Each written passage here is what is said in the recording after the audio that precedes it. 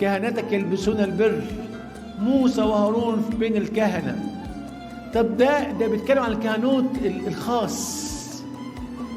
طب وينفع يا رب نقول أمونة ورفقة وعصام بدار وملاك وجرجس وعماد بين كهنتك؟ طبعا يقول الذي غسلنا بدمه وجعلنا ملوك وكان الله به. هو الكاهن يعني ايه؟ يعني شفيع، البرسبيتيروس، يشفع قدام ربنا. هم صاروا كهنة جداد. بمعنى ايه؟ بمعنى يقدمون ذبائح روحية، مش ذبيحة الجسد والدم الأقدسين. قدموا حياتهم ذبيحة ككهنة. هم كهنة، ما أنا كاهن أهو.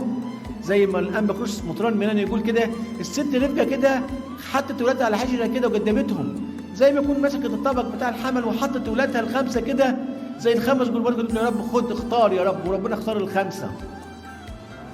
فربنا أعد ليهم مكان ومكانة، أنهم صاروا شفعاء. شوف أنا لسه بقول لكم إيه، بقول لأبونا بتاع الصموت إيه، بقول له أخوك ده الشهيد خد رتبة أعلى منك وأعلى من المطران اللي كان في البلد بتاعته. الأب المطران الجليل يطلب شفاعة هذا الشهيد ويقدم له بخورا.